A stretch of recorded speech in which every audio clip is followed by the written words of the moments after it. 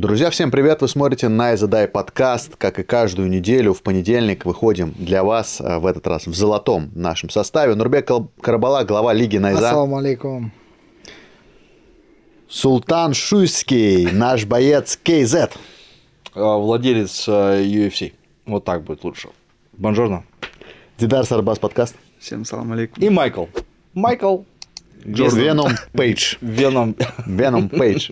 У нас, на самом деле, не так прям, чтобы много новостей прошло за эту неделю, но был дебют Диара Нургажая на UFC на турнире Вегас под номером 104. Кроме того, там еще подрался и Роман Долидзе, который знаком с Сулой с 2009 года, да? 17 года. Ну и, в принципе, есть что, наверное, обсудить, кроме UFC. Но давайте начнем, наверное, все-таки с него, по традиции. Кто смотрел? Два боя посмотрел я. Диара и Витори против Долидзе, да? Нет, Долидзе так, бегом. Суёнга посмотрел. Суёнг. Наш чемпион. Я только два боя тоже посмотрел, но не Суёнга, а Долидзе. Бывший чемпион. Кстати, комментаторы мешкались, видел, да? Не слышал? Про Суёнга. Я на русском не смотрел просто. Они говорят, типа, он является чемпионом Найза, а потом что-то... Ну, по крайней мере, он так заявляет, но вообще чемпион Найзы что-то там туда-сюда. И, короче, так долго обсуждали вокруг этого. Скорее всего, наверное, он не сказал, что он проиграл пояс Достану. Ну, прикольно, я посмотрел его поединок. Я думаю, начать нужно с него. Почему? Кто смотрел Суёнга? Я смотрел. Да? Мне понравилось, что вообще грэпплинг действительно у него, оказывается, на высоком уровне. Почему-то мы здесь его не оценили, или, не знаю, у нас пацаны очень хорошо борются. Ну, во-первых, да, с Достаном глупо сравнивать, и вот его соперник, он все-таки такой залетный прям в UFC, он туда случайно попал, англичанин, и я думаю, что его вообще после этого боя уволят, скорее всего. Понятно, да. Мне вот интересно, до какого момента Суёнг может дойти, просто вот, ну, вроде у него скиллы неплохие, но, опять же, вот он такой больше решенатор в UFC, и он нет такого, в чем он прям типа очень хорош. Он типа борется неплохо, ударка неплохая, сам крепкий и дышит. Но вот прям чтобы какой-то... Миша, я все время говорю про то, что в UFC немало пацанов. В общей сложности 700 пацанов на контракте. Бойцов. Ну, девчонок и пацанов. И, естественно, о некоторых из них, наверное, от 300 из них ты даже знать не будешь. Так же, как и Суёнг. Возможно, я бы не посмотрел этот поединок, если бы он не дрался в нашей лиге. Суёнг один из тех пацанов, за которым не особо там приходится следить, если что-то такое конфликтное не произойдет, как в нашем случае, там он приехал драться не за титул, подрался за титул, выиграл титул, уехал с титулом. После этого там все хотели с ним подраться, мы аж сделали гран-при, и это шумиху в Казахстане придало. То есть у нас, да, и может быть в Корее, да, откуда он, кстати, является. Он, помимо того, что он здесь чемпионом Найзы является, он там еще Деп или Дел, да, какой-то промоушен. Дип, по-моему. Дип, да. Его чемпион и еще чего-то там выиграл по джиу-джитсу.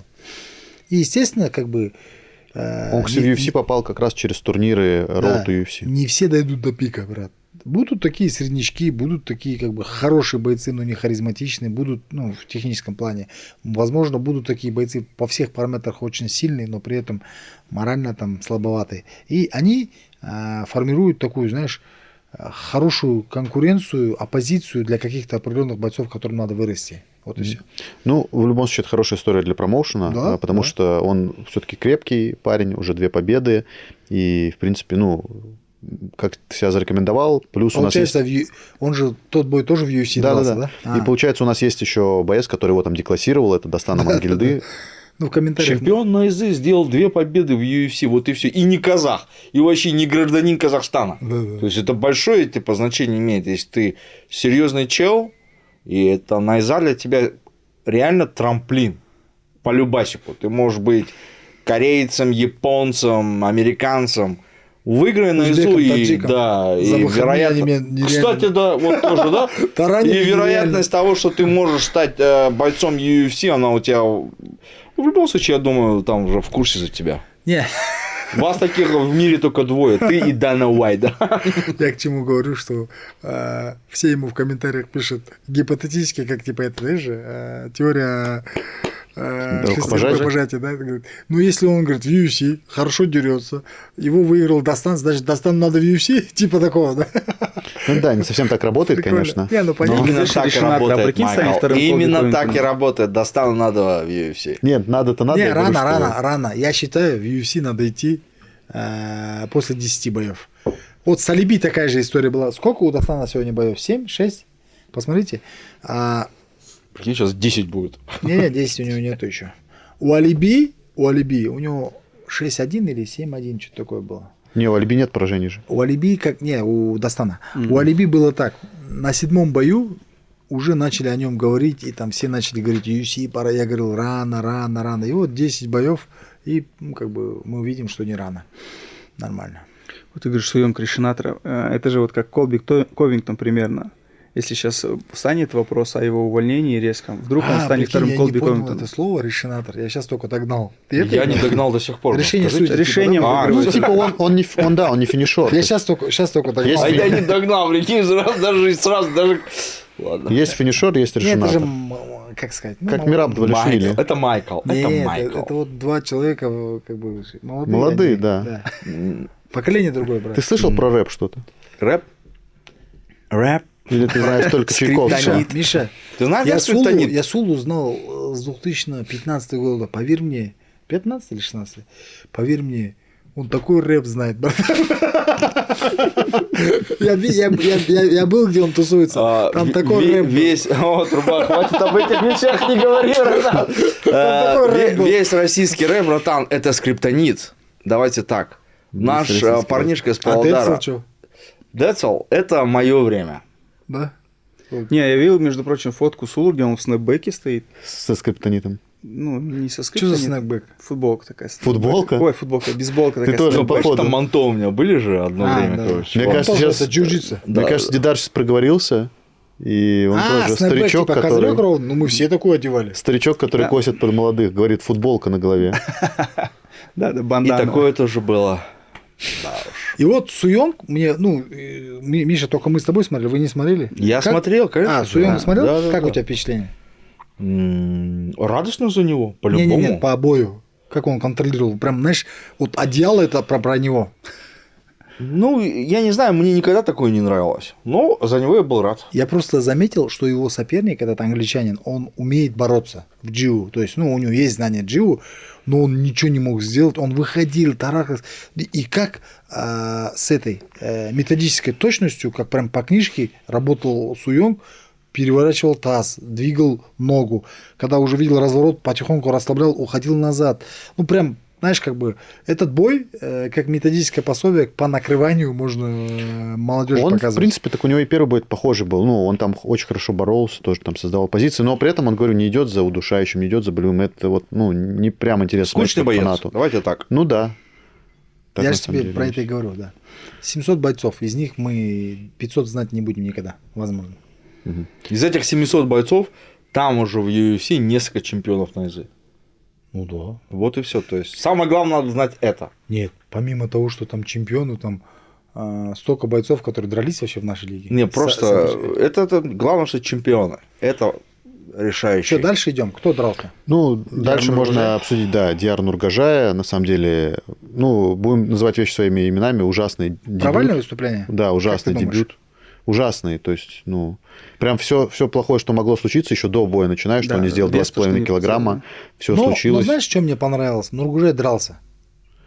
По сравнению, наверное, там, если говорить сейчас вот для тяжей, да, они очень активно дрались. Полутяжи. Ну, для полутяжа они очень активно дрались. В первом раунде особенно. Вот помните, когда Диар Нургажай выступал в Dana White Contenders, Series, я говорил, что у него что-то с глазом, он постоянно глаз стер. Ну, это как бы и не секрет был, да, ни для кого. Да, здесь то же самое, и в этом бою было очень активно прям. Мне кажется, это что-то вот типа, как у Дамира Тик, Исмагулова, тик, да, да, нервный да. тик, потому что он главное еще, Дамир просто типа, глазом подмигивает, а Диар что-то делает, потом сразу же руку. И как раз, когда он пропустил джеб, который его в первом раунде в нокдаун отправил, он как раз в этот момент типа глаз поправлял. Да.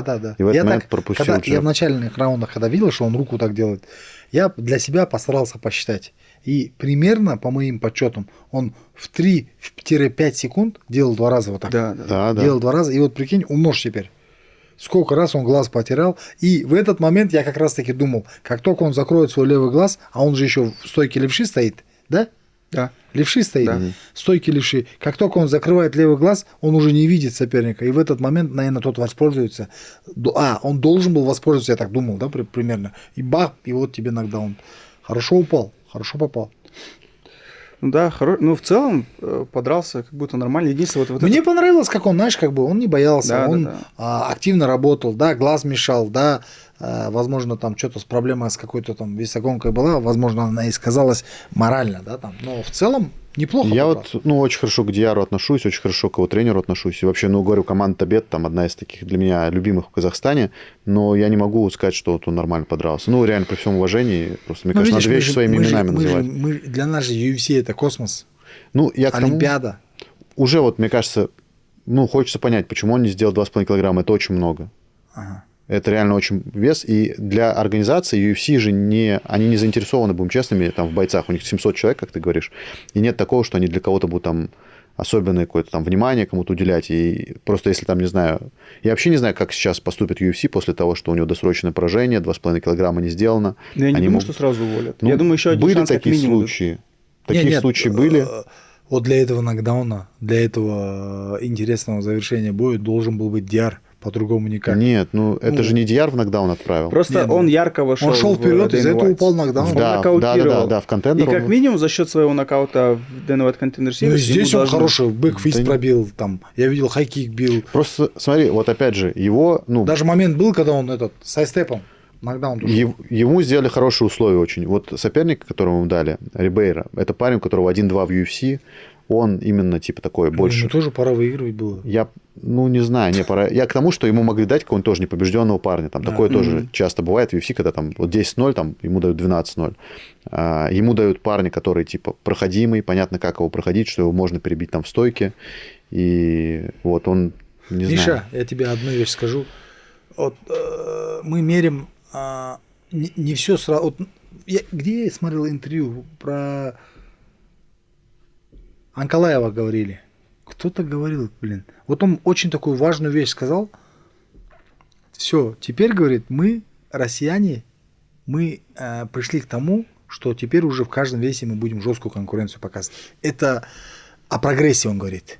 То есть, если там в Америке ММА началось 30 лет тому назад, в России это началось там 15 лет тому назад, в Казахстане это началось намного позже, как любительско-профессиональное явление. Да, были бои, да, кто-то дрался. И у нас, что интересно, сперва появились профессионалы, которые дрались по беспределу везде. Скорее всего, не следили за весогонкой, не следили за методикой. Потом появились любители. И вот эта база сегодня, панкратион, ММА, там, да, еще там смешанных единоборств, она сегодня дает свои плоды. Вот сейчас давай... Диар уже... За Диара можно говорить. Почему? Потому что этот парень, он 90, да, где-то какого-то года, да? Он молодой, 28 лет. Да, 28 лет. Это уже можно вот так на него смотреть, как на выпускника там смешанных единоборств, грубо. Потому что по отдельности Серега, это футболист изначально.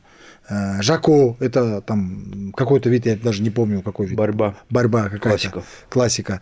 Там отдельные бойцы, которые там были, Веретенников, это вообще только в целом ударка.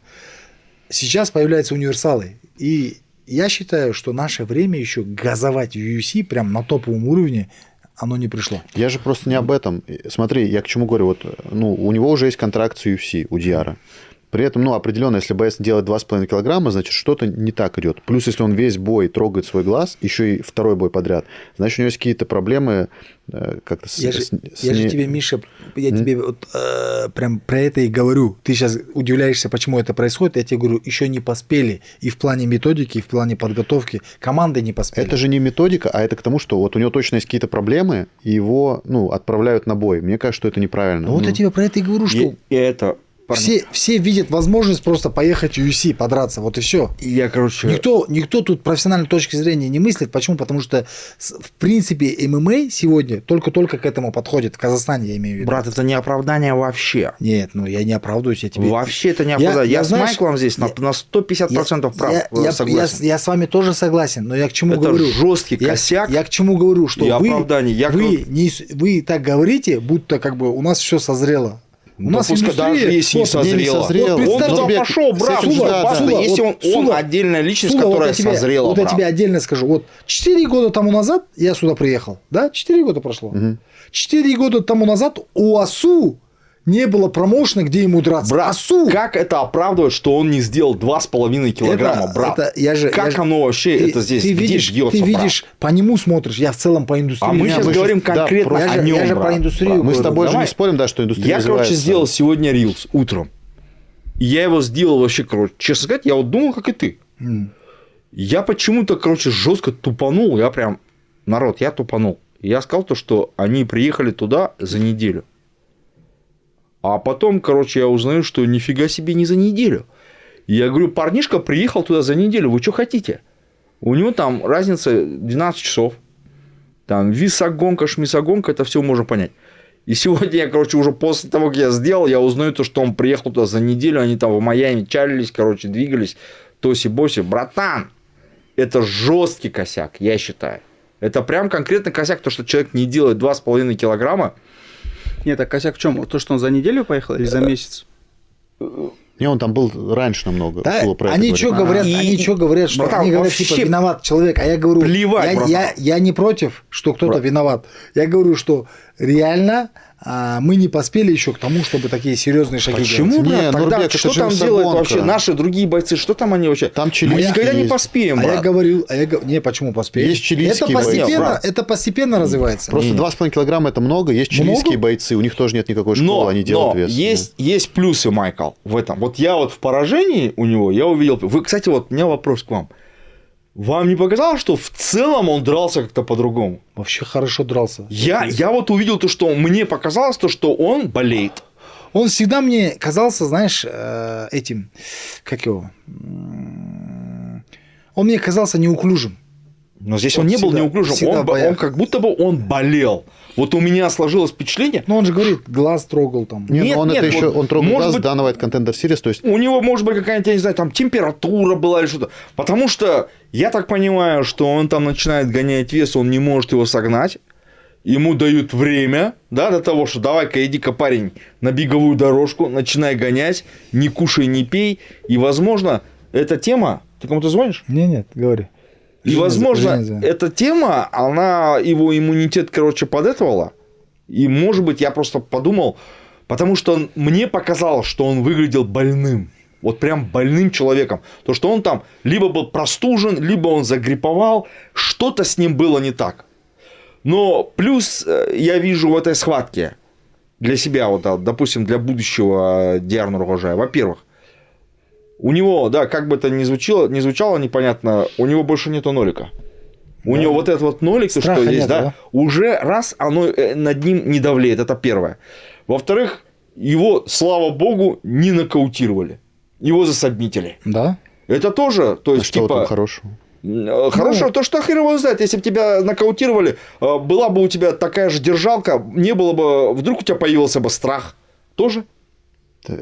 Не знаю. От Майкла ничего другого Не, ну мы не это ожидаем. Не, То ну а есть, что, Ислама тебя Махачева. тоже ничего не другого ну, не вот, ожидает. но, я и Ты так и тоже сказал. пургу А ведёшь. почему? Ну, по Я моему мнению. никогда не мету. Никогда. Расулов всегда такого не прав, было. как бы, но- Никогда не было такого. Если было такой народ, напишите, что я пургу несу обязательно. Сул, там ограничения в 16 комментариях. цифр своей карточки и CVV-код, и Не, 50 вот тысяч долларов. Я хочу тебе 2 поинта сказать, то, что ты говорил, почему он вышел на бой, да, если он явный проблем. Но, с другой стороны, первый боец с Казахстана в тяжелом весе, ну, в полутяжелом, да, единственный шанс, ну, не Просто, единственный Да шанс. не единственное, его уже подписали. Мы казахи, мы умеем оправдывать.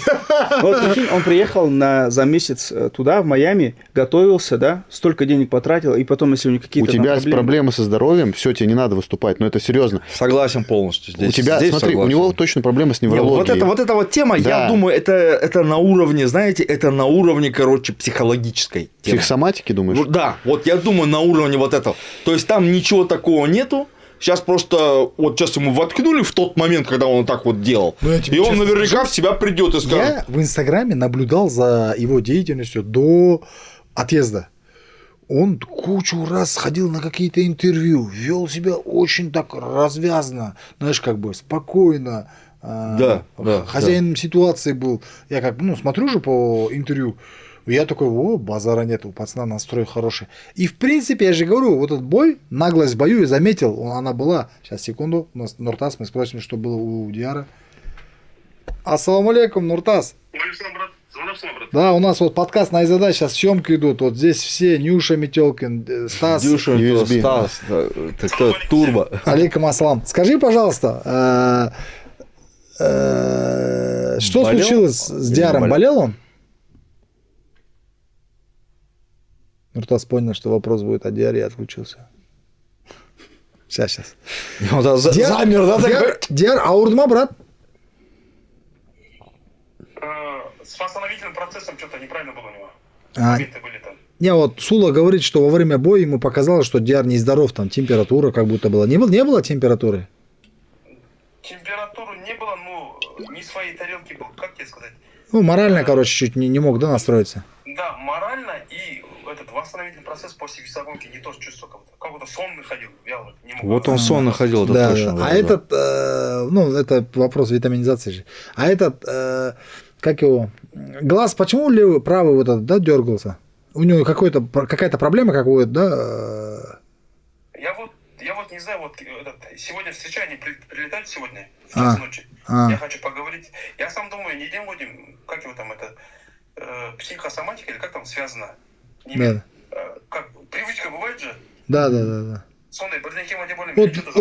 Вот именно в тот момент, да, когда он закрыл, он уже его пробил же кордон, да? Пропустил, там, моргнул там. Да. Сам Диар что, нормально? Настроен нормально? Да, нормально, наоборот, мотивирован. У него контракт, насколько я знаю, на 4 боя. Контракт у него. Миша говорит, Следующий бой- Миша пугает Да. тут, говорит, что типа могут контракт Миша не продлить прав, туда-сюда. Миша прав в этом плане. Может быть все что угодно. Ну, А за сколько дней он поехал в Америку? так, в Америку, он, короче, в Лос-Анджелес поехал. Где-то за месяц с чем-то. С Лос-Анджелеса потом Я такой, за короче, рил неделю сделал. в Лас-Вегас полетел.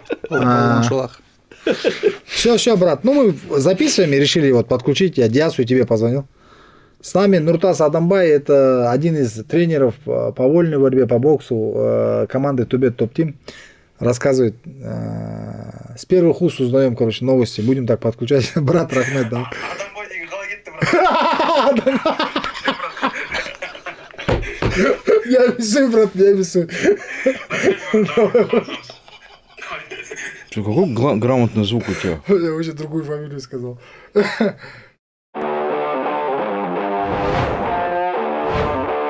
Дарлин. Будь чемпионом в бизнесе. Доверь рутину Дарлин. Кстати, Нурбек тоже хорошую аналогию сделали с Магомедом, с Анкалаевым. Да. Помните, то ли в дебюте, когда он был в Москве, или, может, это не дебют Да. был, его же тоже задушили на последних секундах. Единственное, там он вес не провалил. Ты говоришь про болевой на руку? Нет, Кстати, про... это был предлагают, треугольник. да, нет? До конца года. В Москве они Наши дрались, это- или в России. Ты говоришь про... Наши Магомед спорт Анкалаев всё, с да? Пол Крейгом Пол дрался. Крейг ему на руку Сосу. вышел. Или на руку вышел. Какой Ну, Это то, что- было... Сейчас. Но надо было с тобой поспорить, ладно. Мы же не поспорили. Да, А да. какой спор был? Я не помню. Сейчас у Дидара какая-то мысль. Еще раз. С Магомедом Анкалаевым Дрался ну, Пол Крейг. тоже он, Да, он говорит, что он в первом бою проиграл же. он тоже был непобежденный. На последних секундах проиграл всего боя. На последней Единственное- секунде, да. На последней секунде, да. Нуртас Адамбай говорит. Ну, одной секунде, окей. И этот... Не, короче, И он сейчас чемпион. тут просто что важно. Просто единственное, да, он вес не... он Во-первых, вес сделал. что важно, что если ты посмотришь бой с Полом Крейгом, он его вел. избивал. Да, он вел. Пол Ща- Крейг, это который поел? Да. Короче, суть в том, что просто смотрите, Диар, ну, мы знаем, что он хороший ударник. Я говорю просто, я понимаю, что вы хотите, ну, сказать что-то Не хорошее, хотим, но не мне хотим. кажется, Я не хочу сказать, что он хороший. Брат, я вообще, как бы... Зачем мне говорить хороший? Я просто... Я не знаю. Я смотрю на это чуть-чуть с третьей стороны. Ты смотришь как журналист, тренер смотрит как тренер, я смотрю с точки зрения индустрии. Я понимаю, как это развивается. Я примерно, когда боец уже едет, я понимаю, что он не созрел. Но вот буквально недавно с одним из менеджеров общался, который в UFC подписывает, не буду говорить его имя. Я задал такой вопрос: а почему мы сейчас делаем так, что типа пофиг, любого там, но главное записать?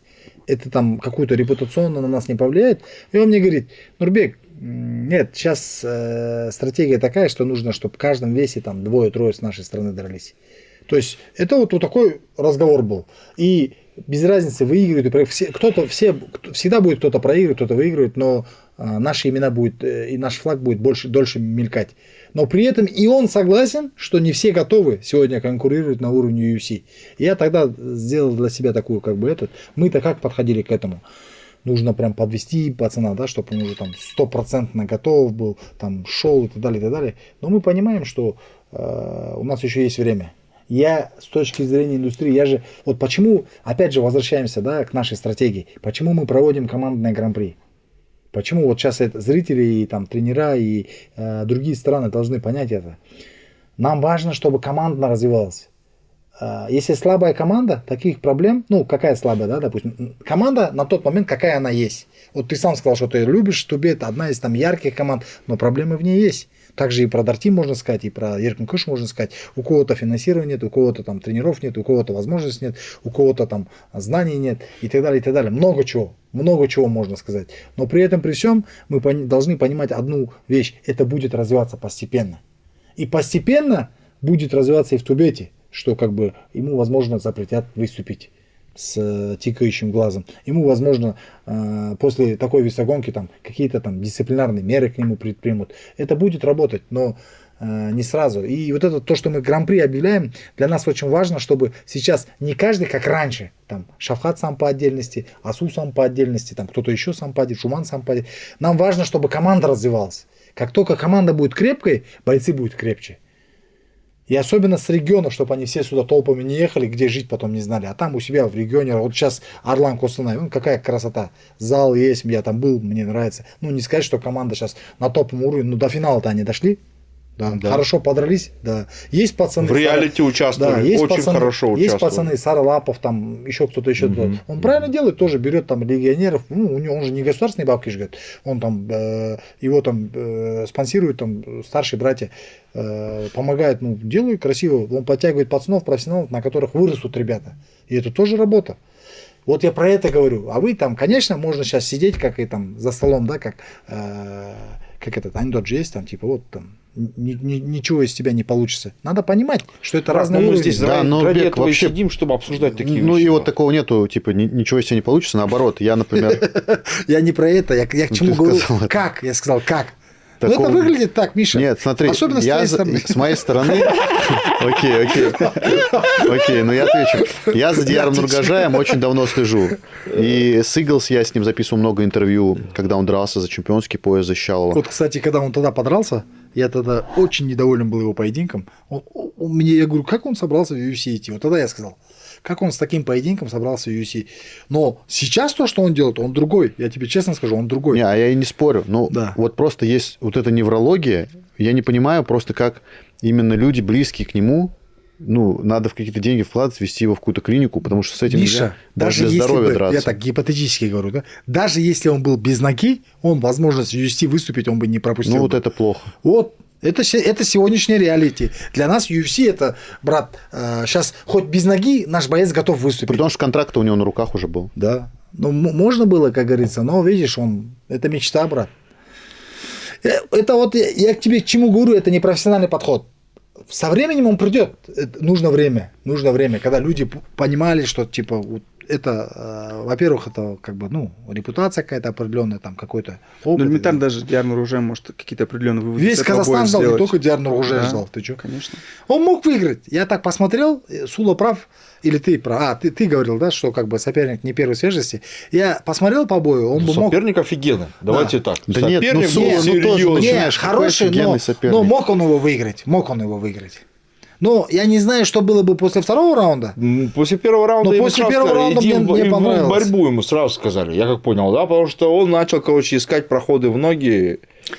Но при всем при этом мы желаем Диару Нургажай выздороветь, провести какое-то обследование и уже обратно вернуться. Из этого, я же говорю, из этого нужно брать, из этого проблем делать не надо. Нужно взять все плюсы, которые есть. Вообще просто вытащить плюсы. Самый главный плюс – это то, что они должны пересмотреть свой подход к весогонке, чтобы таких проблем больше не возникало. То есть, вот оно, мы увидели, 25% ушло, одно дело. Другое дело то, что и восстановление у него, да, вот как говорит, да? Вот алиби, да? Не буду говорить про результат, про что, смотрите реалити. Но уже его все знают, мне кажется, по намекам. 5 лет тому назад на остановке Я шучу. Я не про это хотел сказать.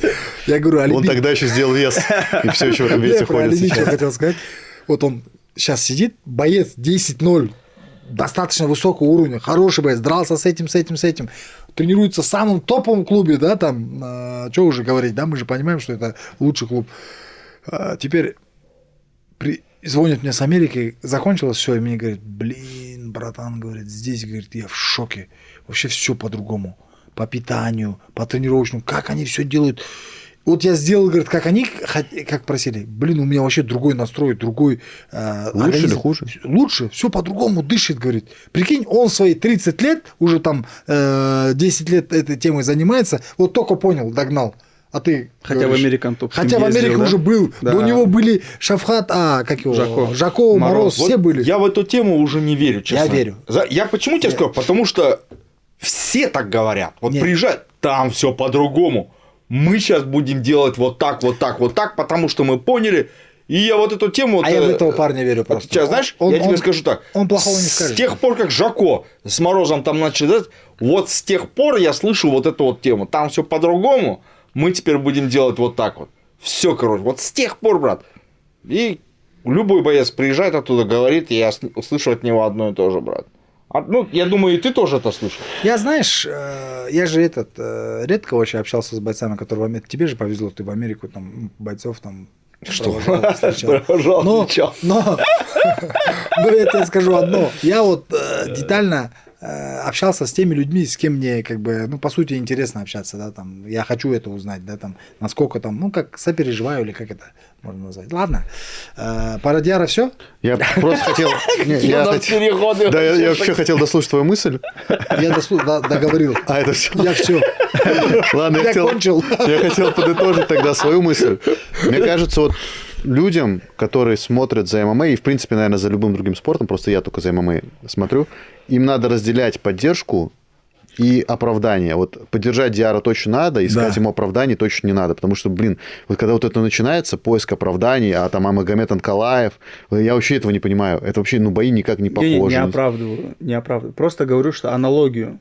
А они вообще не связаны, эти бои. Ну, типа, он в первом бою проиграл, и он в первом бою проиграл. Ну, бои разные. Ну, я бы не сказал, что Диар Хабиб первый раунд Нурмагомедов прям... не проиграл ни в одном бою. Ну, и что? Нет, я к тому, что Диар Нурмагомедов не скажет, что первый раунд прям уступил колоссально. Нет, скажешь, он в нокдауне был. Да, Ну, да. Я бы не сказал, что он там по навыкам проиграл. Ну, когда ты в нокдаун... Не, по крайней мере, Нургожай теперь будет понимать, какова вот это вкус поражения, каков он. Вот он такой. Вот как фанаты, допустим, да, вот фан-база казахстанская, как она может жестко отвернуться на тебя и захейтить. Сейчас Диар Нургожай эту тему всю уже схавает, он ее прочувствует. То есть, я думаю, над ним это давлеть не будет. Не будет вот у него, так скажем, как сказать, ложных надежд, что а вдруг и что-то в этом роде. То есть, ты здесь Диар, наверняка ты смотришь, это твоя работа и ничего более. Ты здесь зарабатываешь деньги, а мы просто...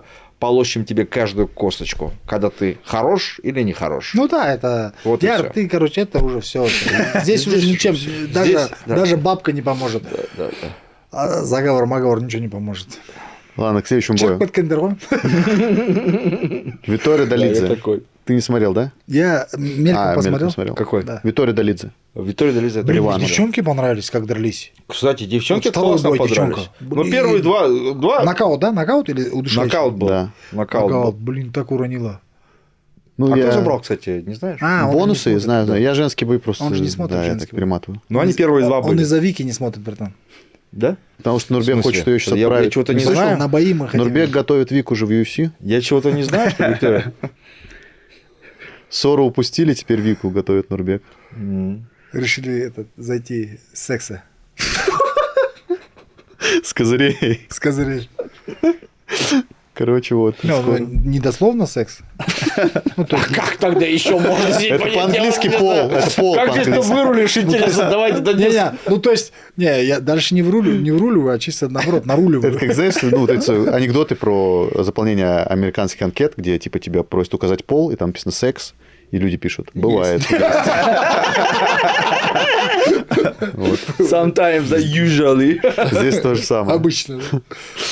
Че? Да, по поводу Долидзе. Да, Долидзе, почему нам как бы, ну, вообще должен быть интересен. В 2015 году он боролся с Мулыковым Нурбеком, нашим главным судьей. Эта история вторая по популярности после остановки, кстати.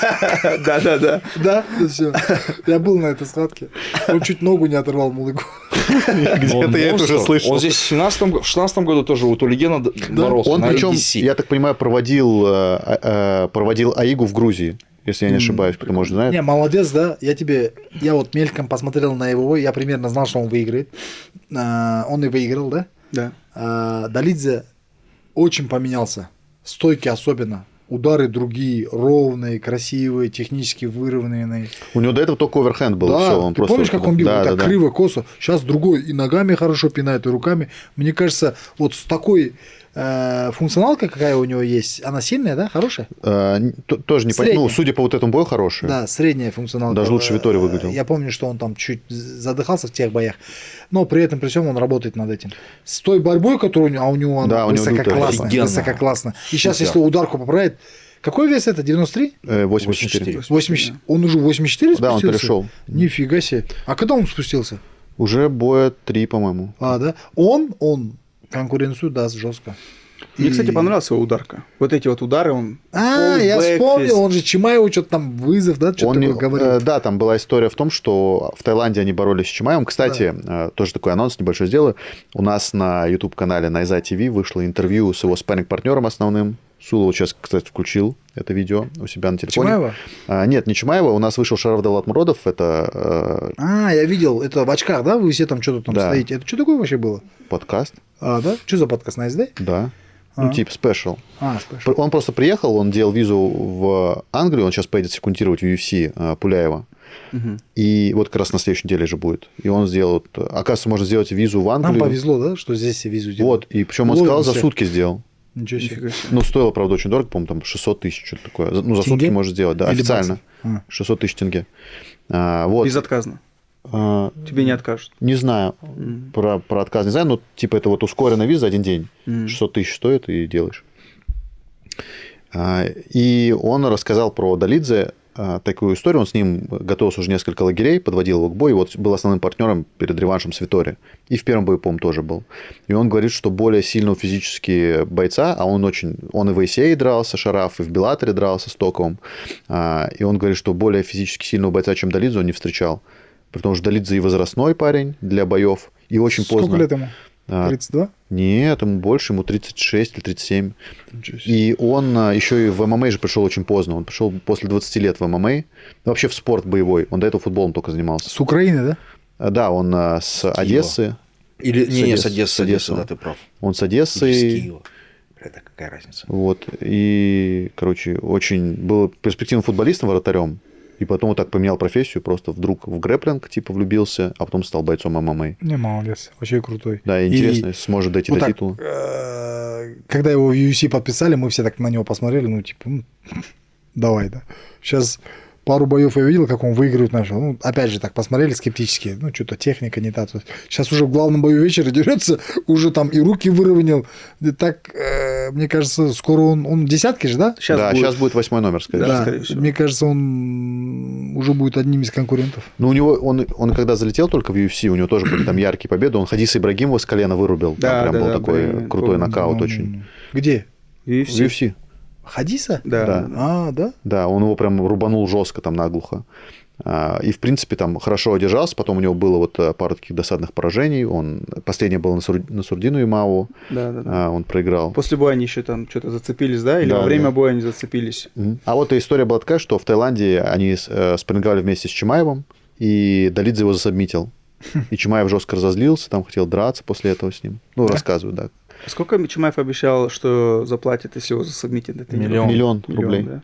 Кому? Просто любому человеку. Любому. Но прям если это сам, не просто там на тренировке, вот если все пошло, поехало. Лям. Как понять? Не просто на тренировке. Ну, если ты не просто там тренируешься, отрабатываешь какие-то приемы, спарринге, где он он может говорит. раз Короче, там... схватка, да? Да, На есть схватке реальная схватки, схватка. Миллион рублей. Миллион может, рублей. Да. Мне кажется... Нет, вот есть же- Долидзе монстр. Не-не-не, вот этот парень же есть наш. Не наш, а с Дагестана. Как его, елки-палки? Сейчас Хабиб? черный пояс, нереально крутой такой. Арби... Нет? Чеченец же, да, это? Не-не-не, Дагестан. Черный, это Абдулкадиров? Сейчас. Не-нет. Биларов? Постоянно выигрывает, сюда приходит на ногу. Биларов? Не Биларов. Сейчас. Ну, там у них двое, Абдулкадиров и Биларов. Ладно, пока Нурбек ищет. Ты что думаешь о перспективах Долидзе? Долидзе красавчик. И когда он в UFC подписали, я был просто рад за него. Потому что я прям уверен был, что у него все получится. Я говорю, я с ним... Он сюда несколько раз приезжал, то легенда его сюда тянул. Сначала подтянул его, когда был отбор на Азию, на мир. Это была Азия и Океания. И Толиген, короче, пробил ADCC здесь, в 2016 году. И вот он от Украины, по-моему, вместе вот с Биларовым, Абдулкадировым, они все сюда приезжали. И японцы, корейцы, все, короче, Океане. Вот Крейг Джонс, может, знаешь, да? Да, конечно. Вот он сюда приезжал. Я вот и с ним тоже, его Окленд Джилл, его тренер, Османджан Касимов. То есть, короче, нормально. Я вот с этими чуваками, слава богу, познакомился здесь. И Долидзе вообще офигенно. Он здесь отобрался на чемпионат мира в ADCC. То есть, он путевку прямую взял. И после этого Толиген устраивал еще какие-то вот турниры именно звезд, когда приглашал. Роман был одной из звездой. Одной из, короче. И Крейг Джонс, кстати, сюда. Крейг Джонс сюда приезжал раз. Ты сюда и Гордон Райан приезжал. Ну, Гордон Сюда Райан... и этот приезжал, чемпион мира, олимпийский чемпион по борьбе, как его? Олимпийских много чемпионов по Нет, борьбе по борьбе приезжал. вольные, которые с Снайдер? Резабеком. Да, вот недавно, который ты это... Окей. Не, но Гордон Райан, он, ты говоришь, что он приезжал, он же... У них свой там Он не боролся же. Чего вы там трещите? Он этовался. Он как... Нурбек в телефоне. Мы так сильно рассказываем. Вот если говорить, если честно, вот мое мнение про Долидзе, я его чемпионом не вижу, если честно. Хороший топ, может быть, даже топ-5, но как будто не чемпион, по моему мнению. Но мне понравилась его ударка. Вот то, что он в стиле Джон Джонса бил с разворота локтем. Вот это непонятный удар. Акс-кик пытался делать. Это полубэкфисты, да? Да, такие? полубэкфист. Вообще, вот в плане ударки вообще красавчик. Мне понравилось. На его фоне Виторий вообще мешок какой-то оказался. Но деревянный. Может, у него душу деревянный. забрали. Таким Виторий был, столько короче. раз уже дрался вот там реально с топовыми ударниками. И у него в свое время же была фишка, что, ну и сейчас она есть, что у него непробиваемый подбородок. Да. И вот, мне кажется, у Витории, вот Марвин Виторий, он типа с Адесаней там 5 раундов хлестался, с Уитакером, по-моему, да? 5 раундов хлестался, он со всеми. Это и чей он... соперник? Долидзе. Вот, точно. итальянец, да? Да. И он со всеми типа 5 раундов проходит, у него там 7, по-моему, 5 раундов противостояния, никто его не может нокаутировать. У него просто, хотя он принимает урона кучу, может быть, просто его в какой-то момент пробили уже, ну, что сейчас он уже не такой, там, стал крепкий. Он тоже физически мощный. Да, мощный, классный. Я, честно сказать, итальянца давно не видел или вообще не видел в UFC. Был Олесио Сакара, тоже Первое популярный имя, которое я, довольно-таки. наверное, с Италии слышал. Вообще же Рокки Бальбоа. В UFC. Вот он был Рокки. чемпионом. Рэмбо. Итальянский сталион, да, его назвали еще? Кстати, Долидзе видели стиль в конце? Он мне этот... Да, смотрели Карвин фильм? Охотник? Да, Крейвен Охотник. Крейвен. А что делать? Он в шкуре медведя шкуре такого, такой или стоял, льва, да? не знаю. Что. Да. Смотрели, недавно выходил Крейвен Охотник? А говорят, там фильм? оценка Я не 3 видел. из 10. Фильм Сколько? вообще отстойный. Я смотрел фильм. Отстойный. Ему этот фильм должен, наверное, уже. За популярность. Но вот этот стиль, он был Да, там прикольный. фотки эпичные, он вот в этой шкуре, я не знаю, это либо медведя, либо льва. Вспоминается этот UFC, первый UFC. Помнишь, когда был такой Кэмо, да? Кэмо. Не знал такого? Может, Кэмо? там неправильное имя? Кима Леопольда? Он крест нес. Кима Леопольда. Как? Кимо Леопольда. Кимо. Крест нес. Нереально большой. Как после такой физической нагрузки драться, я вообще не знаю. Он идет такой здоровый. У него... Помните, да? Да, у них же свое, у них... Там потом был его типа товарищ, это как смешная история, но и грустная немножко. Его был товарищ Джо Сан. Он снимался в Остин Пауэрсе. И он свое придумал вид единоборств Джо Сандо, и он был другом Кима Леопольда, и он потом сам стал выходить тоже с крестом, с этим огромным. Но если Кима Леопольда дрался в целом, плюс-минус неплохо, он и побеждал, и проигрывал, то Джо Сан, он был бойцом UFC, который, это рекорд UFC, у него был рекорд 0-4. И потом его посадили за изнасилование мужчины, и вот он еще тюрьме. На 300 лет он, короче. Нет, На сколько? На 300 лет. У него, типа, там было много эпизодов насилия над мужчинами, там, типа, он в рабстве брал мужчин, насиловал, короче. Там жесткая история, потом загуглите, если интересно. И... Не гуглите. Он потом, короче, вот это, потом Джо Сан, он стал, типа, тоже с крестом выходить. Украл, короче, у Кима Леопольда. И у него есть типичный бой в UFC, когда не было вообще никаких правил. Его победили, что били ему по яйцам. Может, вы видели это бой? Вот это самый популярный бой, где, типа, он такой лежит, ему по яйцам бам, бам, бам. И, короче, он уже все. Реальные бои без правил тогда. Да, тогда же за волосы они оттягивали друг друга. Да. Было А я весело. вот, знаете, вспоминаю выход Аю Бигжана, Да? когда он на это выходил с медведем вот этим. Вот этот медведь мне тоже оказался капец тяжелым. Как он сейчас с этим медведем выйдет, а потом еще будет боксировать. Они из-за этого устают.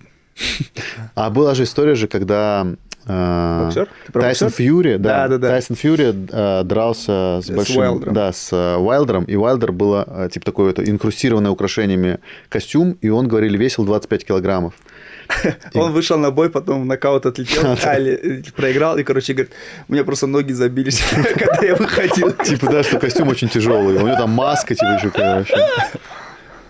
В целом, может, так и есть. Джабжики, да, нереальные.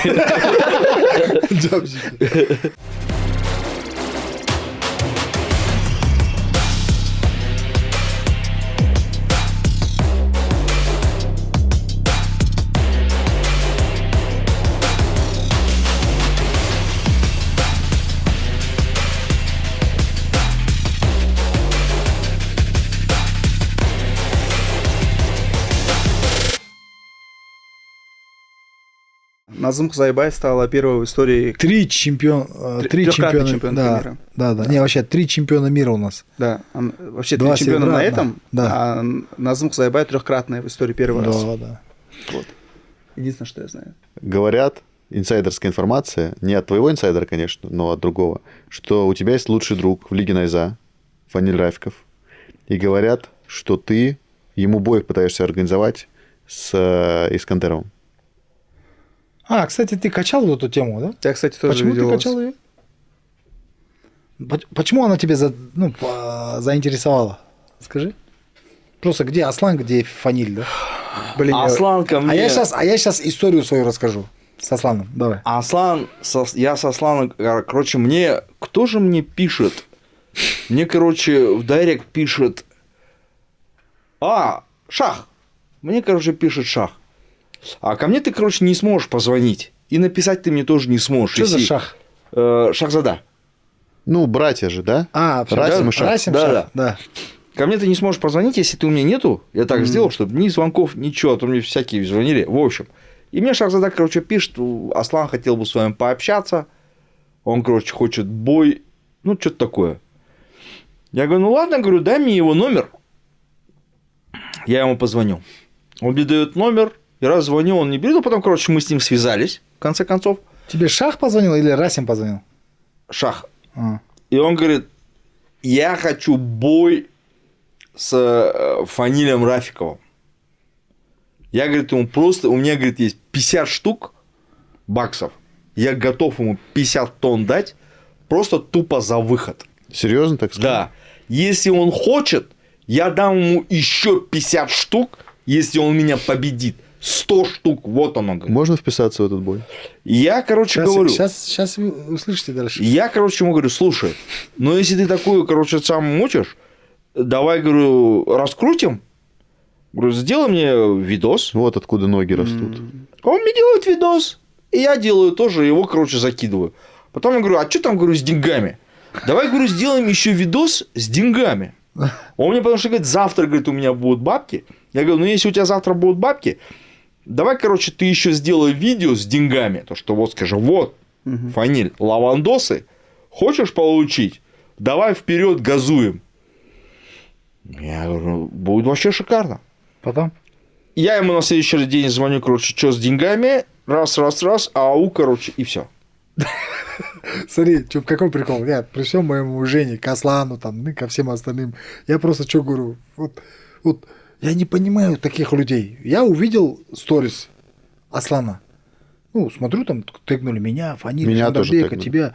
И там что-то, любой гонорар, там, любой. Я такой, ну, мне это стало, знаешь, интересно, когда человек говорит, любые деньги. И ты думаешь, ну, Это что за разговор? Типа понты? В его случае понтоваться, ну, смысла нет. Почему? Потому что он, где Фаниль, где он, да, грубо говоря, если так посудить. Ему только нужно там, не знаю, прям реально это, к чемодану денег прийти, и чтобы Фаниль там обратил на него внимание. И тогда я ему говорю,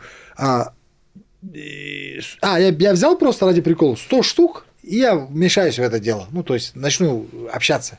Организацию там залезу. Если принесу 100 штук? 100 штук ты поставишь? Ага. Он же написал любые деньги. Так. Он говорит, он дословно мне написал, если он согласен, я go. Ну, типа такого. Ну, может, так и есть, брат. Потому что он со мной дослушай, говорил, он это был же не очень конец уверен. истории. Слушай дальше. Так, окей. Теперь я говорю, иди, ты откуда эти бабки хочешь взять? Вот у меня есть люди. Я говорю, ты иди вот у своих людей спроси, конкретно это не воздух или воздух? Если ты говоришь, что это не воздух, я завтра же иду организовывать этот бой. Ну, естественно, я там пойду договариваться с этими, общаться там туда-сюда. Жду завтра, сам написал ему. Говорю, что там? Тут уже вопрос, знаешь, я просто, видишь, Аслан же, как, ну, грубо говоря, на моих глазах вырос. 4 года, 5 лет я его видел, когда он был малышом, и вижу, которого он сейчас, да, там, последний бой я его видел, как Караганде он проиграл. Слышал, что он где-то там сейчас там выиграл. Да, закрыл поражение. Да, ну, как бы я это не видел. Я видел, что... Не, хорошо выиграл, кстати, он. Да, проиграл тому пацану, которого выиграл до этого. И в итоге он мне говорит, Нурбек, там что-то вот мы не согласны, деньги платить, там что-то бардеме. Ну, короче, ну вот. Курс изменился же. Вот, курс изменился. Подожди, он сказал то, что он не хочет уже 100 штук. Да, 50 штук. 100 штук баксов мы не готовы, но он те же по факту. Вот он говорит, вот мы готовы 50 штук, а остальное там... Я говорю, ты подожди, я тебе вчера сказал сумму, за которую я буду вмешиваться. Ты хочешь на моей площадке подраться, ты хочешь подраться с соперником, я тебе назвал сумму, ты сам сказал любую сумму, я сказал тебе какую сумму, после этого ты ушел, и приходишь и мне другое говоришь. И он там, вот, агай, там, туда-сюда. Не агай даже, а вот так, знаешь, как бы. Вообще, честно сказать, очень странно было с ним общаться, потому что там я его знал другим, по дайректу он уже изменился. Ну, может, не он писал просто. Вот я про это. Не, голосовой же переписываемся. Это я к чему говорю, это я вообще к молодежи хочу сказать. Ну, не спешите вы там, что-то у вас не получилось, с клуба ушли, не спешите становиться не теми людьми, которые вам не надо быть. Это, я про это говорю. Не надо вам этого. Да, не надо вам этого. Почему? Потому что жизнь, она такая штука, ты не знаешь, откуда прилетит, откуда как бы, как дальше будет. Так а что, он типа хамил или что? ну, типа, знаешь, как бы вообще по-другому. Мне не понравилось, как он разговаривал, честно сказать, там, как бы... Вообще, тебе показалось, брат? Нет, я же тебе говорю, я знал другого Аслана до этого. Если бы он мне нахамил бы, я бы ему там как бы что-то бы сказал бы, но вот эта волна, вот эта агрессия, вот это, знаешь, то, что он там к Фанилю что-то... Да, я не сомневаюсь, что Фаниль его разберет, ну, как бы, для меня это как бы небольшой не секрет. И деньги для Фаниля грубо легкие, но Фанилю это не нужно. А мне нужно было, если бы там были бы 100 штук баксов, да, там, ну, было бы 100. Да, но вдруг он сейчас все-таки вот это... Нет, это я уже переписал, все, он отказался от этой идеи. Почему он не шумит сейчас, знаешь? Потому что он уже понял, что и как бы ему сказали, вот почему он тебе не ответил, когда деньги сводка ты сказал, видео с ними. Брат, я просто меня во всем этом меня больше не то чтобы злит, а как бы, ну, не нравится мне вот эта тема, когда много воздуха, вот этот мыльный пузырь уже это же надувается. классно, брат. Да нет. Это вообще шикарно, брат. Когда ты говоришь, что ты сможешь сделать, это одно. А когда ты говоришь, что ты заведомо не можешь сделать, брат, это второе. А это уже твоя проблема. Верить в эти слова или нет? Это твоя проблема. Абсолютно. Ты думаешь, вот он, когда мы с ним общались, я труба, короче, пошел закладывать свой дом, короче, да? Нет, естественно. Сделай видео, парень, и потом мы начнем дальше диалог. Я не поверил в это. Я просто хотел лишний раз, как сказать, опровергнуть то, что говорят, вот и все. Да, а движняк какой-то уже, вот видишь, Майкл мне сейчас задал вопрос. Есть, говорит, у меня инсайт, говорят, ты хочешь организовать бой. Вот уже, брат. Туса пошла уже какая-то есть, движ. Можно мне скажу, с одной стороны, круто, да, что молодые бойцы вот сейчас такие попытки делают, но с другой стороны, да, именно вот этот сам факт, что вот он только ушел с команды Да. и сразу вызывает, грубо говоря, лидера команды, где он выступал, с кем тренировался, кто его поддерживал. Ну, я не знаю, какие у них там взаимоотношения Да. были. И вот буквально он сразу ушел и сразу позвал, и апеллирую это тем, что ты же вызвал, типа, Дамира Исмагулова. А, да, он же так, я уже, Да. прикиньте, он же именно так говорил. Сулы как $100 000, короче, все, сразу У воспоминания меня сразу идет пропали. движок. И вот, и типа, ну там же другая история с Дамиром Исмагуловым. Да, Где- да, ну, вообще. они сейчас на одном уровне Дамир, по медиа. Дида, брат, я тебе скажу так. Вот ты сейчас еще мало общаешься вот с этим миром, вот с пацанами. Бойцовским миром. Не Он удивляйся, очень- дружище. Вообще не удивляйся, здесь такое бывает. Даже Ну, не может думай быть. удивляться никак. Это не, вот я вот не удивился, нормально. Я знаешь почему? Я же все-таки Сула, мы с тобой, ну, в этом понимании мы с тобой разные. Я все-таки, я не скажу, что ты плохой. У тебя своя специфическая, но линия, брат. Так же, как и у меня, да. Но я всю свою осознанную жизнь в этом спорте я хотел только и хочу только одного – созидания. Я хочу, чтобы наши батыры, они были в первую очередь мужчинами. В первую очередь не теряли вот эти качества, знаешь, уважения. Мне по барабану он меня уважает, будет со мной. Вообще, я его знать не знал и знать не хочу. Ну, как бы вот так, да, там, возможно, еще не увижу никогда, а возможно, увижу завтра. Я не про это, я просто к чему говорю. Не спешите вот это все в своей жизни менять. Не спешите. Не спешите. Почему? Потому что все в жизни очень быстро меняется. И как бы что-то когда-то тебе кажется по-другому. Вот просто хочется бойцам сказать такой совет, особенно молодым, не тем, кто закоренел уже, кто-то, у нас же много людей, кто-то прям интригант интригантом, а кто-то благородный благородным, да? Ну, И то, и другое. да, есть там по-разному, да, там, но есть люди вот молодые, которые растут, им нужно понимать, не надо следовать тупо за тем или за этим, надо грамотно. А если же ты все-таки, дружище, хочешь нереальнейшим образом хайпануть, пиши мне в директ. Ну, как-нибудь постарайся написать. Жестко замутим. Ну, сначала накопи $100 000. Да ладно, и без $100 000 Сула не замутим. рассмотрит. А вот говоря про вот это жестко хайпануть, честно, вот Аслан, будем, да, вот на факты смотреть. У него сколько сейчас 5 боев. В первых 4 я просто не знаю уже, как он подрался. Дастан сколько боев сделал? Аслан. 8-1. Нет, Аслан. До этого Аслан. Аслан. Вот у Аслана типа 5 боев, из них 3 бойцов, которых он победил, у них был рекорд 0-0. Да, Гран-при был, Проиграл он наверное, потом пацану, у которого рекорд 0-1. который же сам выиграл. Да, которого сам выиграл. И я не очень понимаю, то есть в плане матчмейкинга эта пара прям абсолютно неинтересна. Вообще, да. И действительно, без $100 000 никакого хайпа нету. Вот, я про это и тоже говорю, вот такая очевидная история. Без не знаю. $100 000, но когда ты хорошо, когда у тебя эти есть $100 000, и ты хайпуешь, ладно, в долгую, ладно, в своих условиях, но у тебя нету $100 000, но ты еще хочешь на своем 0-1 рекорде, недавно только проиграв, ты хочешь хайпануть. Ну как так, елки-палки? Я тоже не понимаю. Хайпуй на молодых тогда, Немножко да? странная, да, история какая-то. При том, что я помню, как там они с Фанилем обнимались. Вот я Да, говорю, короче, типа, Да. Максимально. Они грубо там ходили там, ну там бегали как братишка там, да, там. Просто странно, что да, вот Аслану какие-то старшие. Когда его- резко это меняется, знаешь, когда отношения резко меняются, это не говорит, что тот плохой, это говорит о тебе, что как бы, знаешь... Ну и странно, что старшие ему наоборот не сказали, типа, ну ты прогоняешь, потому что, ну, это вообще даже не Ну, может быть, Он где-то сказали. его оскорбил. Не, суть не в этом. Ничего такого же не было. За что я ему обнимался. должно быть стыдно? Ну, Да хорошо, не. обнимался. Он вызвал Не, на Сула бой тоже прав. бойца. Сула тоже прав. Что он же не говорит, пойдем-ка драться с тобой там на ножах. Миша о чем говорит? Миша говорит, с точки зрения матчмейкинга, этот бой как бы... Он вообще ни к чему, неинтересен. типа, да. Почему, знаешь, Хорошо. вот смотри, почему для них это все, и для меня это близко. Мы каждый день здесь, практически каждого из них видели, по-человечески общались, видели, не то что видели, чай пили вместе, да, грубо говоря, не то чтобы он там с командой Дартим, это так же, как и Жуман с другой командой, но он как бы считался свой здесь, да, я про это говорю.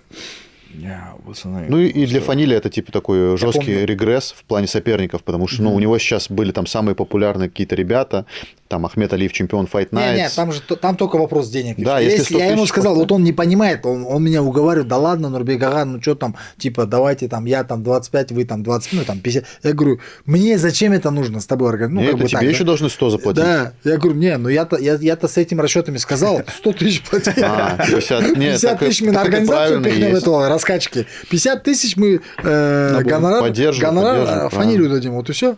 То есть... Там действительно можно было 50 штук на раскрутку этого боя. Да нету этих вот и денег. все. Нету. А вдруг принесет завтра брат? Если бы принес бы. А вдруг, брат? Вот знаешь, Ну, вот тоже хорошо. Если вдруг принесет, принесет, так, пускай принесет. 50 штук ты закинешь, ты, короче, на надежда, раскрутку эту- надежда у него Лучше бы они... Я не Надежда, не Лучше Надежда, бы они- не лучше бы они Надежда эти- Нурбек. А вдруг? братан, Сул, а вдруг? Сул, вот согласись Я не сейчас. хочу обрывать вот имеешь в виду, в Америку сжигать поехали? мосты. Не, Сул, вот ты как человек, который всегда со мной не соглашается, сейчас, я уверен, ты со мной согласишься. Вот если у кого-то есть 100 тысяч долларов, лучше на наш с тобой потратить. 100 тысяч долларов. Я здесь. Аслан. Аслан, Что с тобой, братан? Я очень плохой человек. А где будете драться? какой На какой фаниль? площадке? Да любой 100 тысяч долларов Нет, вообще. вы бой с тенью покажите, хотя бы затравку Какой? сделайте. Это 10 Вы тысяч. ничего не 10 показываете. тысяч, бой с тенью здесь 5 часов. Вот, да. давай, 10 офигели. тысяч. Я каждый день бесплатно свой бой с тенью показываю. Ну, Нурбек, Вот поэтому тебе и не дают 100 Поэтому кто тебе тысяч. 100 Потому тысяч что ты хочет бой бесплатно показываешь это все. Нурбек, делают, когда на турнирах же делают бой с тенью, вот почаще на них А нас камеру каждый раз, наводите. кстати, наводят на нас. На меня один раз всегда ни разу. Кстати, Я Сулу если ни есть разу эти не видел. видео, поставьте. Я хочу Я вспомнить. один раз делали мне. На меня Сулу 100 не раз. помню, Мишу помню. 100 раз, наверное, Мишу помню. показывали. Не, сидя, сделай, Миша, давай посмотрим. 10 тысяч, я все что угодно. вообще, там, бой с тенью, джиу-джитсу с тенью. Что там еще не знаю. Могу сделать качалку с тенью. изучал стиль журавля, так что имейте в виду, да, бро? Не аиста, да? Не аиста. Майкл, бойся меня. Сула, я видел, как ты рос, но 100 тысяч долларов перечеркнули нашу дружбу. Кто же лучший блогер в Казахстане? Да. Дайте выясним. Майкл, даже если мне придется тебя избить и покалечить, на следующий день я приду к тебе в больницу. Сула, я бы хотел прийти к тебе в больницу, но боюсь, что в гробу капельниц нет. Майкл, я куплю тебе самый красивый гроб, видишь ли, я же муслим, у нас нет гробов. Хорошо, Сула. Не понял, что это значило, но встретимся на ринге. 100 тысяч долларов, пожалуйста. Сейчас, кстати, по поводу вот подобного тоже. У меня много друзей, которые не интересуются единоборствами, потому что все равно как-то, ну, мой там мир связан с единоборством больше к моей работе, да, относится.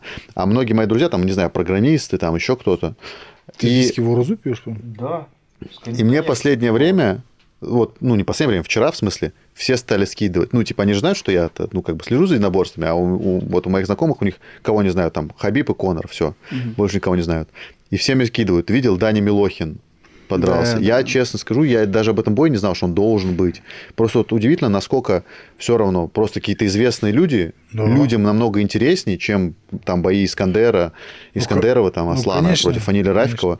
И вот просто Мы сейчас, сколько мне человек наверное, будем скинули. думать с этим. Если Фанилю это будет интересно, кстати, он тут голосовой написал. А подожди, быть, вдруг там что-то... Голосовой не, отправил, может быть, голосовой нельзя подключим? написать. Подключим? Давай, да, давайте Да, позвоним. подключим Фанилю. Да. Давай Аслана тогда тоже подключим. У меня нет номера У Аслана. меня Тогда есть. пусть хотя бы Просто у 100 тысяч Аслана тенге 100 тысяч подключаем. долларов нету Нет, 100 тысяч просто. тенге подключаем. Подключение на минуту. А ты знаешь, К чему готовится Фанилю, узнаем. Ну ладно, не берете. А ты знаешь, что Милохин будет драться с Аргеном? Да, я это видел на этом Олдстаре. Да, был да, их. Ну, я не думаю, что, конечно, этот бой состоится. Но... А где он подрался? Фен. Это какая-то польская, по-моему, лига или... По боксу? Фен, да. по боксу. По боксу? И что, хорошо отбоксировал? Да, ну, говорят, я не смотрел. Нокаут говорят, что- отправил, но я просто видел именно этот отрывок с нокаутом. А, И весь бой не видел, и не знаю, какие у него навыки. А, еще там нокаут был даже. молодцы. Найзат Джикпиджик. За последние 5 дней, не 5 дней, 3 дня, 4 дня, у меня разрывается дайрект, пишут узбекские бойцы, пишут таджикские бойцы из Кавказа. Нереально много, ну, из Казахстана. Я хочу быстро добавить, при этом, что забавно, мы же записывали как раз приглашение, наш Жек-Пижек, что типа все, кто хотят поучаствовать, и мы сделали специальную форму, чтобы писали туда, и при этом все равно все пишут в личку все еще. Да, в личку. Ребята, все заявки по участию в Найзат Джекпижек нужно заполнять на страницу Найзат ММА заходите в Инстаграме, там полностью описание есть, да? С переходом. Да, и так далее, то есть вообще все инструкции есть, Все инструкции. там и Жандарбек про это рассказывает, я про это рассказываю. Ну, почему-то пишет мне. Ну, я так понял, что не только Не мне. только тебе, да. Многим кому написали. И чтобы вы там зря энергию, время не тратили, ребята, мы всех в любом случае примем, если вы это как бы, ну, все соответствует у вас. Так что давайте. Вы нам нужны. Возможно, вы будущий Шавхат Рахмонов или Конор Макгрегор или Хабиб Нурмагомедов. Да, может быть, кто-то и не знает, о чем мы вообще говорим. Это новая серия турниров Лиги Найза, серия турниров для молодых ребят, которые хотят себя показать. Там действительно небольшие гонорары, сразу к этому вас готовим, потому что это в первую очередь возможность засветиться, потому что там будет записано с вами интервью, там у вас будет профессиональный бой, а во-вторых, возможность попасть в Лигу Найза, где уже гонорары большие, вот видите, $100 000 за бой предлагают, так что просто сейчас очень сложно найти себе бой, кроме того, что найти бой, еще и о себе заявить, и вот как раз турниры серии Жек-Пижек – это лучшее место. Раз на раз, короче, да. Я не знаю, вы видели или нет, Диего Брандау, ему 37 лет, он в Казахстане до этого дрался с Муратбеком Касымбаем. Ага, с Кашгадаутбеком дрался. Да, и всем проигрывал. И он сейчас 37 лет стал чемпионом организации Tough Enough. Вот это такой американский промоушен. Tough Enough? Да, ну довольно не прям местечковый, как бы, но он уже там у них 150-й турнир, то есть такой уже с историей промоушен. Вот в 37 лет стал. 150-й. Прикольно, прикольно. Его Жуман Жумабеков вызывает на мат. Не знаю, согласился он, не согласился. Но судьи, мне кажется, если он выиграл титул, то не вряд ли приедет. Нет, он за деньги. Перестал кто-то вызывать, он сам начал кого-то вызывать. Офигеть, Хорошая тактика, вызывать только тех, кому ему интересно. Мне понравилось на Намаде, отрывок мне скинули, Жуман сидит, и перед ним какие-то пацаны сидят. Я так понял, что кого-то из них он выиграл там за пояс Намада. И они что-то там на Жумана газуют, что-то, ну там словесная перепалка. И он на казахском, но на русском это звучало так. Там что-то этот, там Жуман, не Жуман. Я как понял, это бывший соперник Жумана. Я могу сказать, этот вопрос я задавал. Да. Короче, снизу сидит Айдос Жапабергенов. Да. Это Жуман у него выиграл титул. Да. И там еще один что-то говорил, что типа вот, ты зачем слушаешь и так далее, Айдосу. И они вот так спорили. Там еще Бектас был. Они спорили, что типа Жуман сказал, что Бектас выиграл Айдоса. И вот эти все споры между собой. И все пихаются. И Жуман говорит, короче... Не, дословно я скажу, Миша. Он вот так говорит. Короче, говорит, если между нами непонятка есть, ехала, говорит, в Найзу по ММА драться, у вас жопа выдержит, говорит, вот так дословно. Да, вот так сказал? И такая тишина. По ММА вообще, ну, как бы, понятно. Всех лет в боксе, ну да. По ММА, говорит, ехала. Жуманчик красавчик. Вообще жумановский бой в ММА, брат. Он с кыргызом дрался на Лашпраде казах батырлара. 15-й год. Это был первый бой, брат, жумановский, вообще в моей жизни, который я увидел вживую по ММА. С Ханабеком? Нет, не с Ханабеком. Там был молодой парнишка, кыргыз. И он его, по-моему, то ли засабмитил, то ли что. Но вот я помню, это 2015 год. Жуманчик молодой еще, 10 лет назад, брат. Это был первый бой, который я вживую в жизни увидел. На Алашпраде они вторая... Шымкенте или вторая земля? Шымкенте, по-моему. Да, в Шымкенте. Да, Жуманчик. Тигр. Жуман. Кстати, на день рождения приезжал ко мне в Ахтал. С прошедшим. Да, спасибо. Отмечали там Жуманчиком. Мы тебе и подарки приготовили, и номер, а тебя не было. Пиц сели не сами, было. Сами сели, все. А были пиццы? Я еще не видел. Не будут, да? Ты что переживаешь? Мы песни учили, брат. Да, реально. Твои глаза. Сулы там вообще такой номер. Такие. Он с торта вылезал. Ну что ж, мне кажется, на этом, да, можно заканчивать. Не так много было новостей, но сегодня бодро получилось. Да, бодро. Я выспался. Вот, здорово. Мы, друзья, с вами встретимся через неделю. Хочу вам напомнить, что, во-первых, вам нужно обязательно подписаться на все наши социальные сети. Это и наш Инстаграм, и наш ТикТок, и наш Ютуб, на котором вы смотрите сейчас на Задай подкаст каждую неделю в понедельник в одно и то же время. Практически мы для вас выходим, можно сказать, в прямом эфире, чтобы вас порадовать и обсудить самые свежие и актуальные новости. Кроме этого, не забывайте про наш сайт Найза ТВ. Там у нас, во-первых, проходят прямые трансляции турниров. Там же показываются турниры серии Жек-Пижек.